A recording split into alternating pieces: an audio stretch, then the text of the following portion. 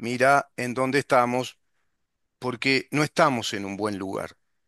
Nuestro Estado de Derecho dejó de funcionar. Mira, antes de recibir al periodista Julio Martino, a quien agradezco un montón ya su presencia, te voy a leer esto que tiene que ver con lo que veníamos tratando en el bloque anterior. Disposiciones Generales, Código General del Proceso, Libro 1, Título sexto, de la actividad procesal. Capítulo sexto, medios extraordinarios de conclusión del proceso. De eso se trata cuando hablamos de la ley de caducidad a la pretensión punitiva del Estado. Caducó la pretensión, caducó en su legitimación procesal activa, caducó en su pretensión procesal. Desistimiento, artículo 228. En la misma oportunidad a que se refiere el artículo 227, que tiene tres numerales refiriendo al mismo tema, pero para los actores individuales, para las personas, el actor podrá desistir de la pretensión o renunciar a su derecho. El actor, es decir, el sujeto procesal activo, podrá desistir de la pretensión o renunciar a su derecho. ¿Qué quiere decir? Que nuestro derecho procesal es facultativo. Podemos ejercerlo o no. Podemos renunciar o no. Es un derecho potestativo, también se dice en las ciencias jurídicas. En tales casos, dice el artículo, no se requerirá la conformidad de la contraparte. Es unilateral, es una renuncia unilateral. El Estado, en calidad de persona jurídica, artículo 21 del Código Civil, renunció a esos casos particulares, renunció a esos casos, debiendo el tribunal limitarse a examinar si el caso procede por la naturaleza del derecho en litigio. En caso afirmativo, que es lo que hizo la Suprema Corte de Justicia en aquel entonces, dará por terminado el proceso, el cual no podrá volver a plantearse a texto expreso, señores, a ver si queda claro. En caso afirmativo, dará por terminado el proceso, el cual no podrá volver a plantearse. Queda claro a texto expreso, de acuerdo al artículo 228 del Código General del Proceso, en materia de medios extraordinarios de conclusión de los juicios, que una renuncia procesal es irrecurrible porque tiene efecto jurídico permanente. ¿El Estado uruguayo cómo lo va a hacer? ¿Con un escrito judicial como nosotros? No, lo hace a través de una ley. Esa ley es el escrito judicial del Estado uruguayo a través del Poder Ejecutivo, en concordancia con el Poder Legislativo, requiriendo las mayorías que tuvo, y eso se le comunicó al Poder Judicial respecto a esa renuncia procesal en casos particulares. De ahí que es una ley especial. Y la mentira grosera que esgrimieron los integrantes de la Suprema Corte de Justicia, dándole la afirmativa a la acción de inconstitucionalidad de Mirta Gianse, que te repito, no tenía ninguna facultad procesal, no tenía legitimación procesal para esa acción de inconstitucionalidad, porque no representaba a nadie que fuera vulnerado en su derecho personal y legítimo, y dado que el Estado uruguayo como persona jurídica renunció a esa pretensión procesal, bueno, ¿saben qué esgrimieron los integrantes de esa nueva Corte, de esa nueva Suprema Corte de Justicia? Que le concedían razones a Mirta Gianse obedeciendo a los artículos 4 y 82 de la Constitución. Y el artículo 4 y el artículo 82 de la Constitución son simplemente dos enunciados generales de la forma republicana y democrática de gobierno. El artículo 4 nos dice que la soberanía radica en el cuerpo electoral y el artículo 82 nos dice que nuestra forma de gobierno es la republicana y democrática. Ah, pero es escolar, es absolutamente erróneo, perdió el examen, señor. Son enunciados generales de nuestras formas políticas de gobierno y no son disposiciones constitucionales que preceptúen el mecanismo republicano y democrático, en este caso de nuestro derecho procesal. Es muy lamentable el nivel político y el nivel jurídico de un gravísimo atropello a nuestras instituciones democráticas. Bienvenido, Julio. Quería decirlo porque me parecía que era oportuno cerrar con este punto que es clave, ¿no? Gracias, Rubén. Un gusto estar contigo y con la audiencia de En Dónde Estamos. Vamos a hablar contigo una vez más de temas internacionales. Hay un cambio importante en el contexto internacional a partir de la elección de Estados Unidos cuando sale electo Donald Trump por segunda vez presidente. Marco Rubio va a quedar entonces como canciller, si no me equivoco, y es un hombre que tiene una fortísima opinión respecto al cumplimiento en estricto rigor de los principios democráticos y republicanos de cada uno de los países que integren la comunidad de las Naciones Unidas y muy particularmente su mirada puesta en América Latina. Pero a su vez, Es eso lo habíamos correcto. visto contigo, pero a su vez también hay una relación que va a cambiar entre Estados Unidos y la Unión Europea. No sé qué tenés para decirnos Exactamente. respecto a eso. Bueno, mira, para a los efectos de la realidad política europea, podemos decir que Trump ya está acá, ya está presente en la política europea, porque se advierten ciertos eventos que revelan la influencia de la elección de Donald Trump. Por ejemplo, uno es lo relacionado con el gasto militar europeo, que hace exactamente 10 años se pautó un plan en el 2014 para que ascendieran todos los países del bloque a un 2% del Producto Bruto Interno, el gasto militar, y que llegados al 2024, muy pocos países han logrado llegar a ese 2%, cuando la exigencia del anterior mandato que tuvo Donald Trump para Europa respecto al gasto militar era del 3%, ahora mismo la Unión Europea se está planteando ya, Mm. todavía no asume Donald Trump, que tenemos en Europa, dice la Comisión Europea, llegar al 3% del Producto Bruto Interno en gasto militar. Y fíjate que esto es muy, muy, muy importante porque revela la manera en que Europa ha explotado a los Estados Unidos de América. La ha explotado convirtiendo a Estados Unidos en su escudo protector y haciendo que los contribuyentes norteamericanos financiaran el gasto militar de la defensa de Europa, mientras Europa gastaba los fondos públicos en mil actividades que no tienen nada que ver con la protección de Europa, sino todo lo contrario, como es el, la promoción de un montón de políticas fomentadas Mm. desde la Agenda 2030, Mm. que es costosísima y que está vinculada a la promoción de organizaciones de ONG, de organizaciones vinculadas a las políticas de género, en el campo educativo, en el campo cultural, el tema de la inmigración ilegal, de la ayuda a los inmigrantes, la ayuda por parte de la Unión Europea a los regímenes dictatoriales que precisamente este Marco Rubio va a tratar de enfrentar en su próxima gestión, como Mm. son Venezuela y como es Cuba, que ha estado alimentando Europa, ¿verdad? Yo tenía una figura respecto a este tema Mm. que es la de los 4.000 tanques Leopard, los fantasmas de los 4.000 Leopard, le digo yo. Porque cuando termina la Guerra Fría, Alemania Occidental, había logrado construir el puño acorazado más poderoso que ha conocido la historia de la humanidad y que pasó sin pena ni gloria. 4.000 tanques Leopard que estaban preparados para enfrentar la posible acción militar de la Unión Soviética era la primera defensa del mundo occidental en ese momento y que la Alemania Occidental la había asumido como propia y con responsabilidad y que había puesto sobre el terreno, te repito, lo que ha sido la más poderosa fuerza Mm. acorazada en la historia militar de la humanidad. Esos 4.000 tanques Leopard desaparecieron. Caída la Unión Soviética, Alemania se desentendió de la defensa de Europa. En la actualidad, Alemania tiene 200 o 300 tanques, que es todo su poder militar. Y el único país que supera, los únicos dos países que superan el 3% en gasto militar en estos momentos en Europa son los que están más cerca de Rusia. Polonia, que gasta el 4,1% y Estonia, que gasta el 3,3%. Claro. Siendo, por ejemplo, que Estados Unidos está en el 3,3%. Entonces, ya Donald Trump está en Europa con el tema del gasto militar, porque evidentemente Rusia se ha convertido en un peligro para Europa Occidental y Claro. lo ha demostrado con su política agresiva en Ucrania y no solo con Ucrania, con los países bálticos, con Hungría, con Rumania, Sí. con Polonia, con permanentes violaciones al espacio aéreo polaco y de los países bálticos, provocaciones que están tratando de tentar la mano para generar un conflicto. Como también las Fíjate que ya provocaciones a Suecia, ¿verdad?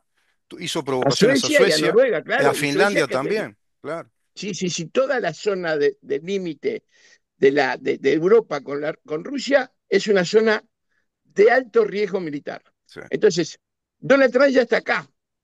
Lo que Donald Trump les ha avisado es que Estados Unidos ya no será el escudo militar de Europa si Europa no está dispuesta a gastar en su propia defensa. claro. Y este mensaje ya lo han recibido, pero no solo este mensaje ya han recibido. Fíjate, han recibido el mensaje, y este es muy importante, Ujú, de que ha de producirse un alto al fuego en Ucrania, que la guerra de Ucrania debe de terminar.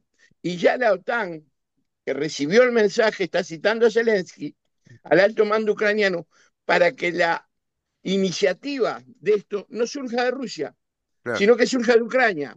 claro, Pero lo quieren hacer antes que llegue Donald Trump, porque si no van a perder la iniciativa a ellos, va a perder la iniciativa a Europa de poner las pautas para poder cesar el fuego sí, y para poder restablecer la paz en la región sobre una nueva relación política de Europa con Rusia, porque exacto, Ucrania es la excusa. exacto. Entonces ya está acá Donald Trump. ¿Por qué esto? Mm, Si no hubiera ganado Donald Trump, si Kamala Harris fuera la elegida, no había una reunión de la OTAN en estos momentos para ver cómo planifican el alto el fuego. claro, Habría una reunión de cómo se incrementara la ayuda militar, cómo se impulsaba más el conflicto. claro, Era el plan que estaba en la bandeja de lo primero a hacer por Kamala Harris y el gobierno democrático, que, claro. del Partido Demócrata, es lo que han estado haciendo. Y Pero sin la fíjate más, exigencia de que incrementaran presupuesto, además, ¿no? Sin la exigencia de incrementar el presupuesto de guerra. eso es fundamental. Claro. Eso es fundamental, porque claro, el gasto militar en Europa Lo paga Estados garantiza Unidos. un Claro, equilibrio, pero además desahoga el tesoro norteamericano, claro, claro, porque el esfuerzo que realizan los Estados Unidos para mantener un, una acción de protección militar sobre Europa es un costo muy grande cuando el interés militar de los Estados Unidos no está en Europa, está en Asia. claro, El claro. interés militar de los Estados Unidos está en la zona del Pacífico, en Ujú, la zona de China, del estrecho de Taiwán. claro, Esta es la zona candente para la acción militar futura y estratégica de los Estados Unidos, ujú, no Europa. sí, En Europa se nos está diciendo Trump, arreglen con Putin, acaben ese conflicto, no podemos estar enfrascados en eso, no mm, podemos estar defendiéndolo. Si le tienen medio a Rusia, ármense ustedes. sí. Estados Unidos tiene otras prioridades, porque claro que las tiene. Y Julio, tanto está acá. discúlpame esto, a ver si estoy en lo correcto. Un escenario que se ha comentado que plantea Trump en esa negociación, en la que sea, digamos, unilateralmente proponente Europa, que se adelante a Rusia, es plantearle a Putin el final de esta guerra, que termine con esta guerra, crear una zona de exclusión en esa zona del Donbass, que se quede con el 20% del territorio ya conquistado, pero Ucrania integrada a la OTAN. Si acaso entonces Rusia invadiera de nuevo, incumpliendo con ese nuevo armisticio o algo por el estilo, bueno, la OTAN directamente podría atacar a Rusia, porque ya quedaría Claro, incluida en la OTAN. Creo que ese es el pero escenario que plantea Trump. ese es el escenario y va a ser muy difícil esta negociación, porque una cosa es decirlo y otra cosa es hacerla. Mm, Rusia naturalmente va a hacer todo lo posible porque Ucrania entera sea el colchón entre Rusia y Europa y no la zona del Donetsk, el colchón entre Rusia y la OTAN. claro, Esa es la polémica que va a haber. Pero a su vez, si se llega a integrar Ucrania a la OTAN, vaya que el 3% no le va a alcanzar, porque realmente para tener una frontera segura con Rusia y con una política de retirada de Estados Unidos, la capacidad militar de la OTAN, te lo digo ya, si Estados Unidos se retira a Europa y Rusia sin que haya acciones de carácter de guerra estratégica, se propusiera ocupar territorios, en 3 semanas desaparecen los países bálticos, desaparece Polonia, desaparece Hungría, desaparece Rumania, y la claro, OTAN no va a poder hacer nada para detenerlo. claro, Fíjate que son ridículas las tropas que tiene la OTAN en los países bálticos, en Polonia, en Hungría y en Rumania, escuadrones de cazas de 30 aparatos, brigadas blindadas con 60 tanques. ¿A claro. quién van a parar con eso? Y tenemos Aparece, que estar hablando de cientos de claro, aviones de combate, claro, cientos claro, de blindados, miles de tanques como los que tenía la Alemania Occidental en claro, la Guerra Fría y que ya no tiene. claro. Pero hay otros elementos que demuestran que Donald Trump ya está acá.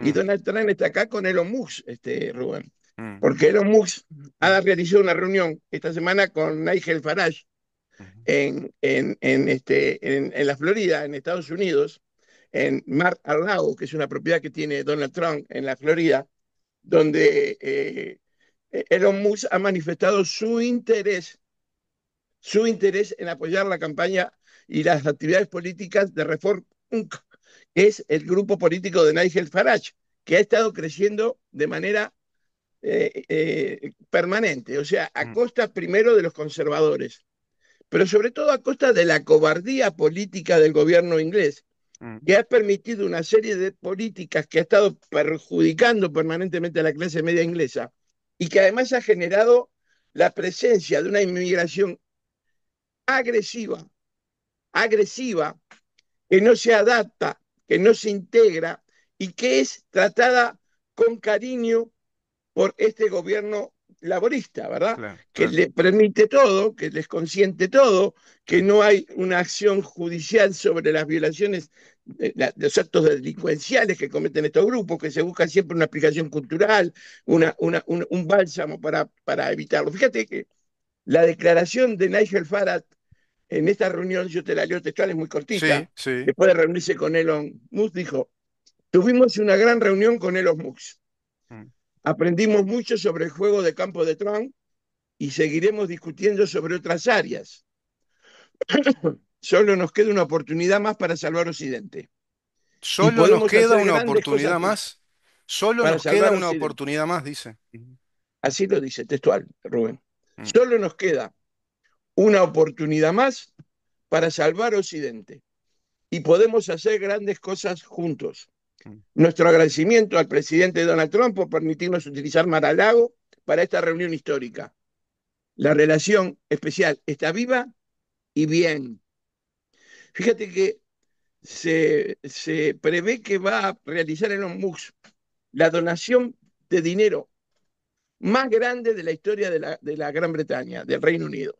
Se Mm, habla de 100 millones de libras, que además las va a poder canalizar perfectamente porque las empresas de Elon Musk están presentes en el Reino Unido y va a ser a través de esas empresas que se va a producir la financiación del grupo de Nigel Farage. Está Tesla y hay otras empresas que mm, actúan. Pero además, Elon Musk tiene un interés muy particular en ir contra el gobierno laborista, porque el gobierno laborista ha impulsado una ley que restringe las libertades digitales, de las plataformas digitales, que quiere meter sus narices en la libertad de los usuarios, de los cuales, por ejemplo, Elon Musk tiene muchos a través de su red X, claro, y que quiere que estas plataformas sean el vehículo de represión de los usuarios de las redes. claro. Es decir, fiscalizar opiniones, policía ideológica, lo que está bien y lo que está mal,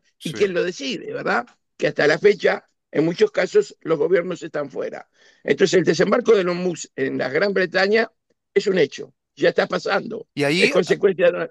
Y hay una guerra ahí, en lo digital muy importante, por lo que estás apuntando, porque el Partido Laborista, si se sale con la suya, lideraría el movimiento progresista que plantea incorporar al Estado en las redes sociales para, bueno, generar esa especie de censura o ese mecanismo de censura a la libre expresión de la sociedad civil. En cambio, Elon Musk lo que plantea es que las redes sociales sean el vehículo de la expresión civil libre, que sean inmunes a la interferencia del Estado, pero que a su vez sean el vehículo de la resistencia social y también de la rebelión civil. Eso es lo que está planteando Elon Musk. ¿Qué diferencia? ¿Qué Claro, guerra que hay porque, ahí, no? pero fíjate, Rubén, a la escala de Uruguay, a la escala de Estados Unidos, en todas partes es el mismo El problema. mismo problema, claro. Las grandes cadenas, los grandes medios públicos, las grandes cadenas televisoras, la prensa importante del mundo y de cada país, termina siendo subvencionada por los gobiernos Claro, y su mayor ingreso viene de esa vía. claro. En cambio, las redes sociales se manejan por otro tipo de fórmulas Sí, para poder actuar, muchas veces sin costos incluso. Entonces, el meter las narices el Estado en las redes sociales es envenenar otro espacio donde los ciudadanos tienen la libertad de expresarse. claro, Es lo que sucede en los medios actuales, que tú lo verás en el Uruguay, claro. Donald Trump lo sabe en Estados Unidos, toda la campaña que ha recibido en contra de la gran prensa norteamericana, las grandes cadenas, solo Claro, Fox claro. apoyaba la carrera presidencial de Donald Trump. Entonces, ahí se está jugando una parada importante. Sí, sí, sí. Pero además es un arribo importante para Estados Unidos, Claro. ya que Inglaterra, la Gran Bretaña, el Reino Unido es un aliado principal de los Seguro, Estados Unidos. seguro. Un En aliado estos momentos estratégico. manejan los socialistas, Exacto, son los que no son progresistas otra cosa que los socialistas. laboristas. Claro, Claro. claro, claro. Bueno, esos son impactos directos que están produciéndose ya, pero Bien, hay otro que está relacionado con la competitividad y con la burocracia ambientalista de la Unión Europea, también, también. que limita gravemente la productividad industrial y agrícola de Europa, la vuelve más costosa y que va a quedar en desventaja frente a las facilidades que precisamente Claro, va a proponer Donald Trump en la política interna de los Estados Unidos, donde va a potenciar las energías más rentables, claro, no las claro. supuestamente más contaminantes. Claro, dándole más competitividad a la producción de los países europeos y más autonomía energética. ¿Te parece seguir Lo con este cual, tema la próxima? Sí, con sí. mucho gusto, es un tema que da para Buah, mucho, ese tema da Rubén, para y que es mucho. muy interesante y que Sí. va a repercutir inevitablemente en todos los países del mundo. Si te parece, podemos detenernos en el tema de las redes sociales por un lado y luego en el tema de las energías, que eso es un Con mucho tema, un gusto, capítulo capital también para Occidente. Muchísimas con gracias, mucho Julio, gusto. por estar con nosotros. Un placer estar contigo, Rubén. Nos vemos el próximo jueves, Dios Un mediante, creo que saludo a sí. la audiencia. Adiós. Que pase muy bien. Julio Martino con nosotros, conversando temas internacionales. Bueno, viste el panorama que se viene, el escenario de cambios, que esperemos sean así y efectivamente sean esta última oportunidad de Occidente, la gran oportunidad para que Occidente se pueda liberar y prosperar.